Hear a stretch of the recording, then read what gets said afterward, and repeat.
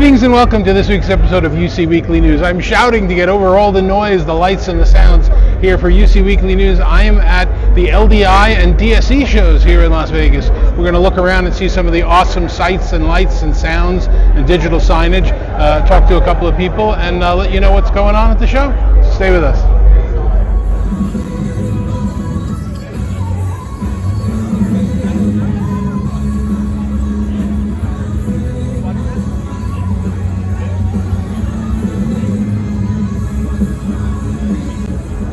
So I've been going to the LDI show, Lighting Design. It's a lighting and staging show, on and off probably for about 20 years. You can see this behind me, I assume you can see, there's lights and lasers going all over the place and smoke and fog machines. I'm about to walk into a smoky cloud. It's really this year now about more experiences. So yes, you can use this if you're in the lighting and staging and theater worlds. I don't understand what's going on. See, I'm now in a fog bank. But you know, people are now looking here for experiences. What can be done with DV LED, what can be done with lasers. It's really exciting and really interesting. So you walk around this show, you know, some people are doing business, but it's primarily to get some ideas as to the kinds of things that you can do.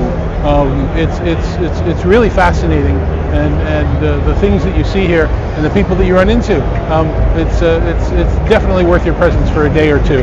Not much longer than that. It's much bigger than the Digital Signage Expo show that it's connected to, and DSE was actually smaller this year than last year, so I don't know how many more years they're going to be doing it.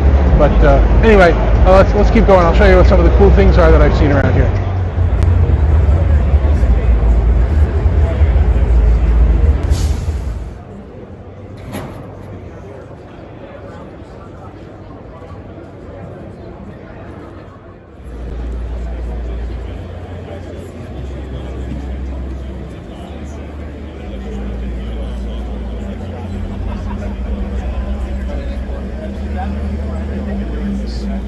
So we're in the West Hall of the Las Vegas Convention Center right now, and I ran into my old buddy Dave Berlin. Dave is with Visual Image Display right now? That's correct. Great seeing you. Tell me what Visual Image Display is. I got to get the words right. It's too early in the morning. We're a systems integrator. We build digital signage systems.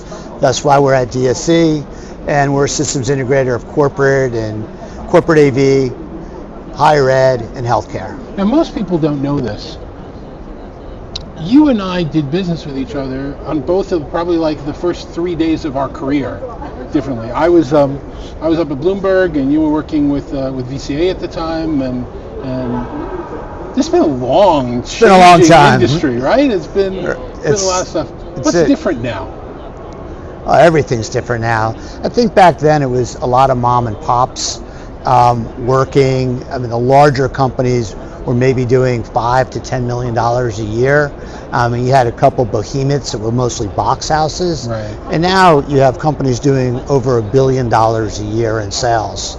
And it's just, it's a different environment. And it's, we were explaining what video is back then and how maybe you could hook it up to a computer.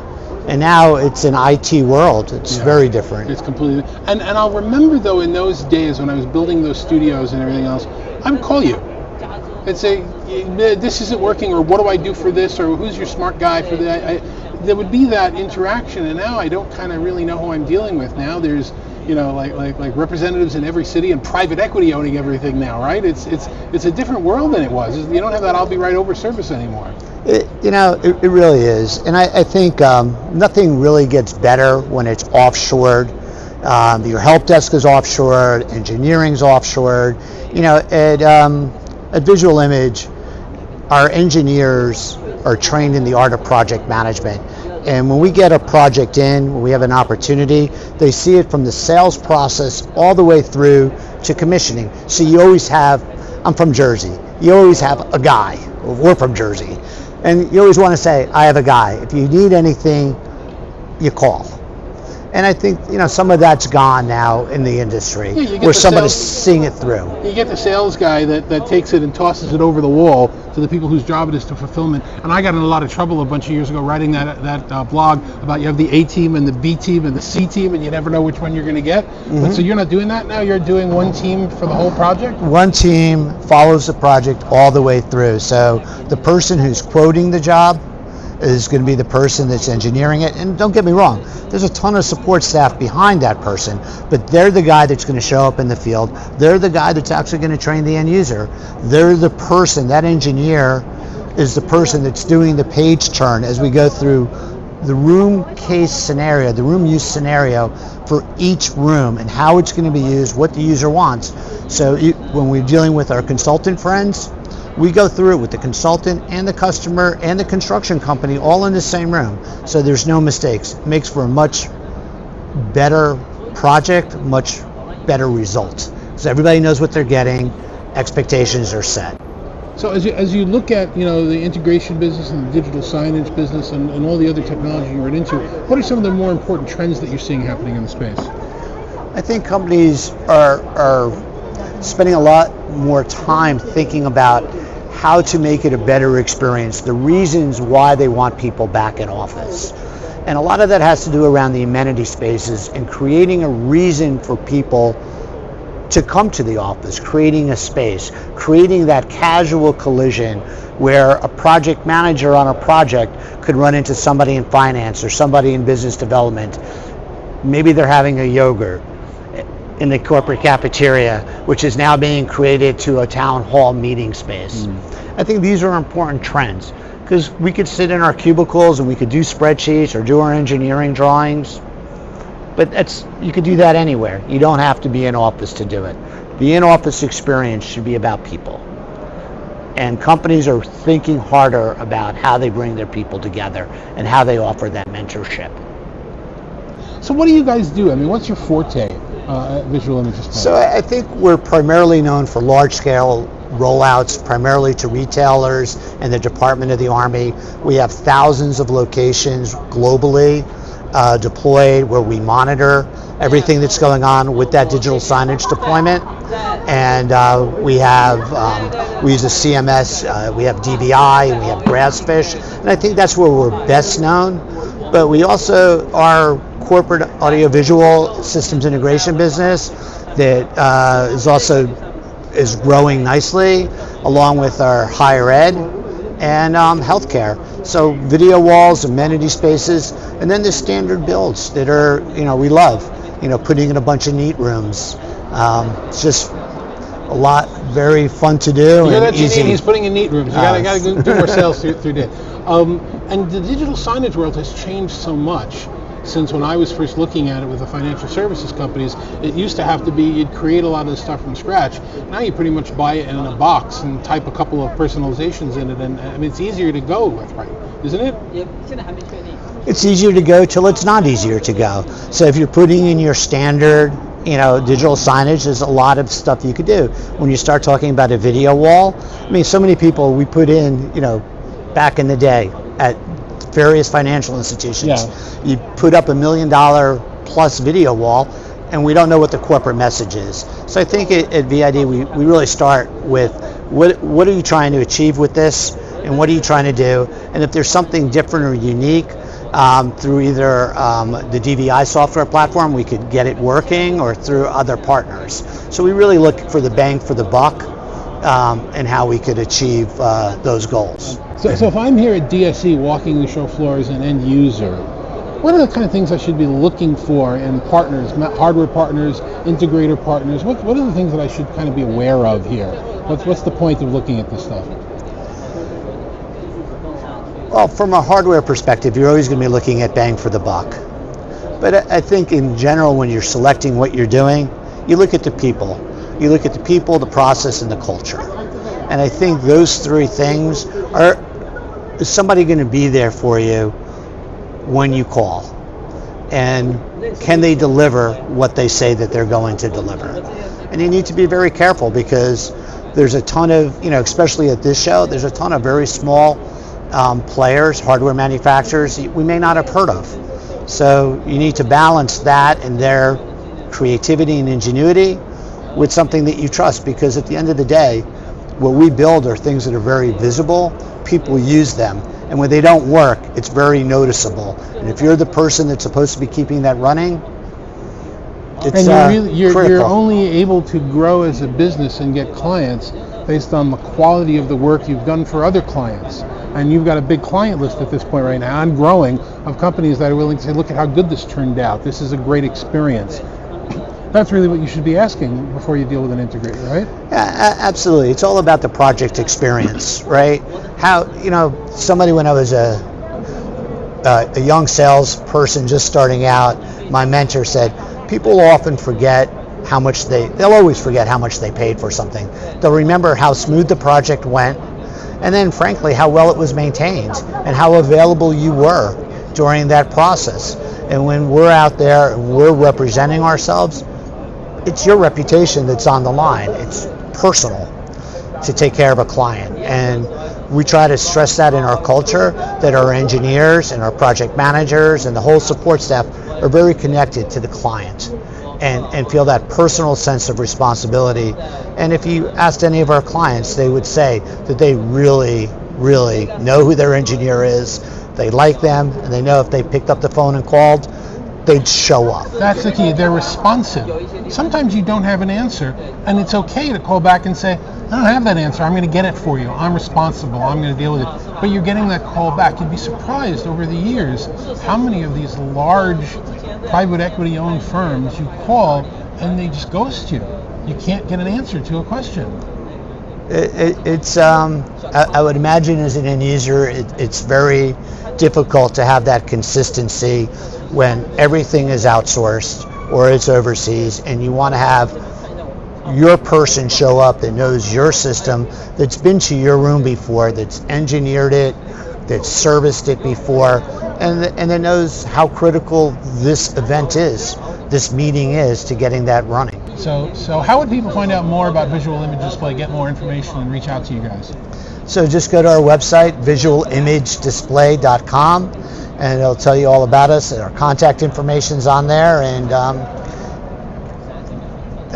that'll get you to us. What do you want? Last word. Talk right into the people's faces. Tell them, or their eyes. What do you want people to know about Visual Image Display that they might not know right now? The project process will be easier. We have a great engineering team. I've been doing this for quite some time, and we have world-class engineering team, and the service, aftermarket service, forward monitoring is awesome. We do a great job for people. We care. Dave, it's so great running into you. So great running into anybody who's been, 30, 40 years doing this and with a reputation of success that people like. I've known a lot of people for 30, 40 years. I don't necessarily like them. So Ditto. you're on that list. Thanks a lot. Thank you, Dave. I appreciate it.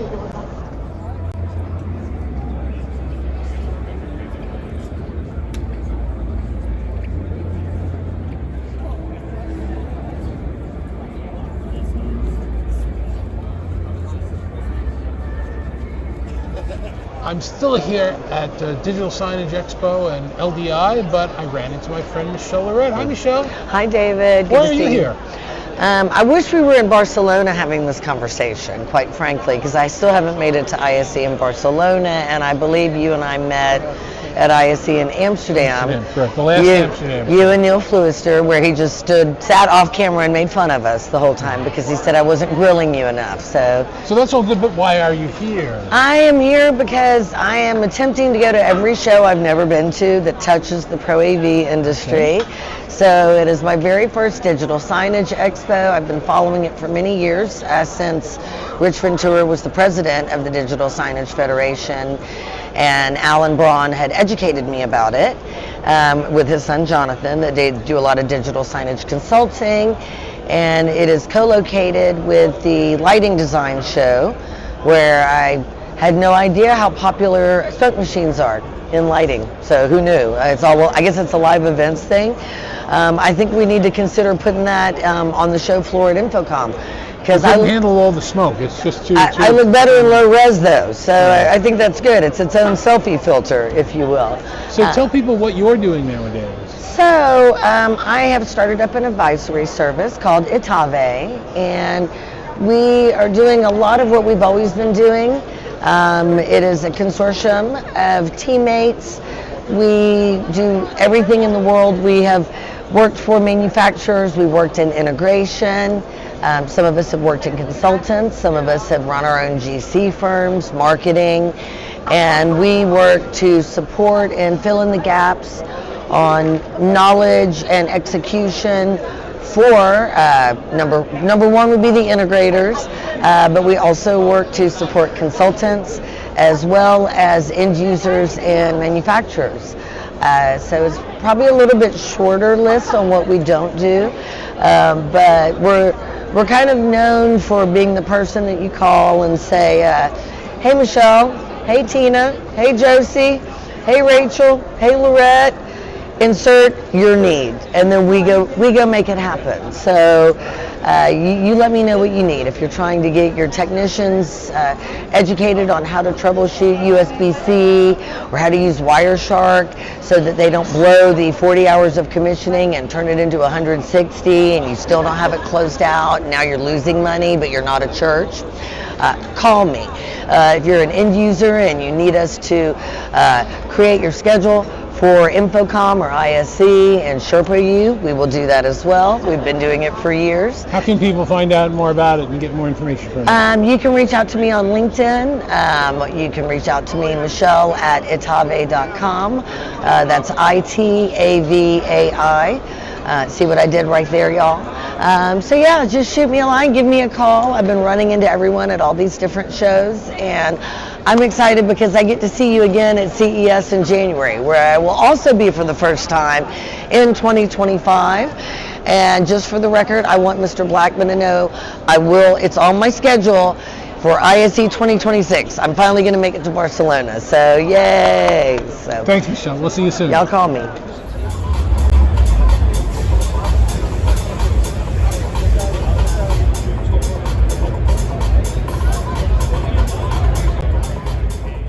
See, I just got back to my desk, and you saw what LDI and DSE was like, and I didn't see the old company that used to work with MediaView Systems there. Eric wasn't around, and I just wanted to ping him today and see what's going on. And Sam, you're not Eric. Yeah, unfortunately, Eric's feeling a little under the weather, so you got me. Sam, how are you doing? We haven't seen you in forever. You've been, for decades in the industry, and then you kind of went quiet. Yeah, I've been a little quiet. I've been working with Eric, and we've been keeping quiet on what we've been working on. But yeah, we have something really big planned to launch at ISE in a few months. Dave, you going to be there? Absolutely. We're doing a lot of coverage there. So I think I'm going to see you and Eric and the rest of the guys. Can you tell us what the company's called and what it does, or give us any details at all? So excited. I'm like ready to jump out of my seat to share with everyone what we're working on, but we're going to keep it quiet for a little while longer. We're about a month away, 6 weeks away until ISE.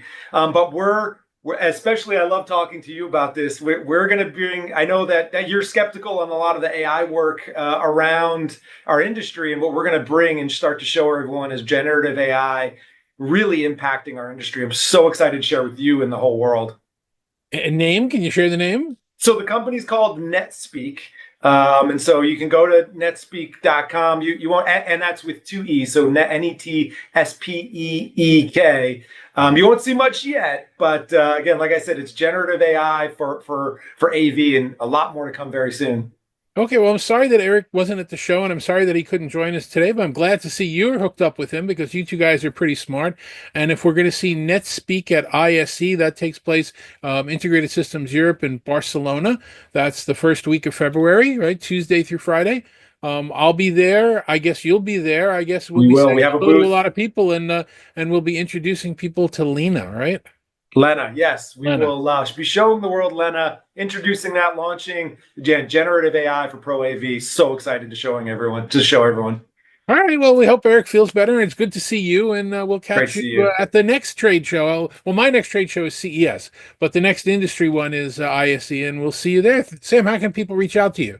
So Sam at netspeak.com. You can go to my LinkedIn and to reach out to me, or just watch what we're going to be doing here in a few weeks. Okay, that's cool. All right, so I'll go back and wrap up my LDI and DSE show. Thanks for joining me, Sam. Thank you.